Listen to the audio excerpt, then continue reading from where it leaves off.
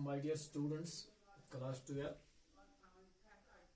आज जो टॉपिक है हम पढ़ने जा रहे हैं that is the government Indian act 1858। 1858 का एक्ट है आज, उसके प्रोविजंस हमें पढ़ने हैं। इससे पहले हमने 1857 का एक्ट पढ़ा। जो एक्ट हमने पढ़ा था पीछे, तो उसके क्या नताइज निकले, जो रिवोल्ट हुआ था उसके नताइज क्या निकले थे, तो वो हम इंशाल्लाह देखेंगे आज। तो उस रिवोल्ट के कितने फायदे मिले हैं हिंदुस्तान गवर्नमेंट को, हिंदुस्तानी लोगों को क्या मिला है उस रिवोल्ट से। तो आज जो हम पढ़ने जा रहे हैं it is act 1858 main provisions. तो पहला पॉइंट जो उसका था that is India came to be governed in the name of queen. पहले हिंदुस्तान ईस्ट इंडिया कंपनी के नाम से गवर्न हो रहा है। अब ईस्ट इंडिया कंपनी का नाम लिफ्ट हो गया था, ईस्ट इंडिया कंपनी का नाम खत्म हो गया था। अब इंडिया को गवर्न किया जा रहा था इन द नेम ऑफ क्वीन। यह है पहला पॉइंट, यह है पहला provision of the act 1858। Administration of the territories of India was transferred from company to crown। जो हिंदुस्तान की टेरिटरीज जो थे, जिन पर ईस्ट इंडिया कंपनी राज कर रहे थे, उन्हीं को चला रहे थे। Now East India Company was lifted and the authority was given to the crown.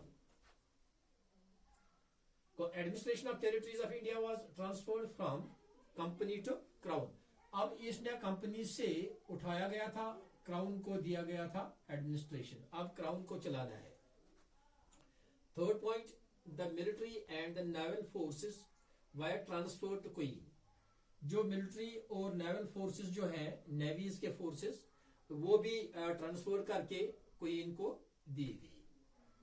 The fourth point is that is the government of India began to be carried out by viceroy on behalf of the queen. अब बीच में viceroy आ गया था on behalf of the queen. अब government उसी को चलानी है, एडमिनिस्ट्रेशन उसी को चलानी है।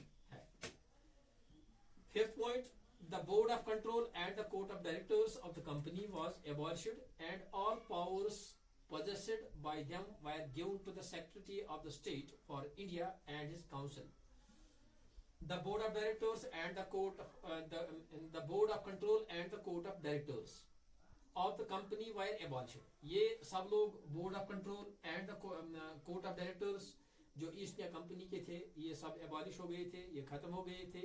And all powers were possessed by them were given to, जो पावर्स उनके हाथ में थे, अब ये power secretary of the state for India and इस काउंसिल को दिए गए थे।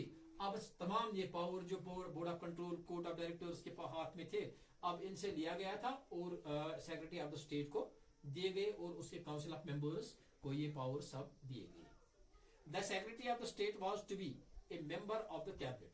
अब जो सेक्रेटरी ऑफ द स्टेट चुनाया गया था, ही should be the member of the cabinet.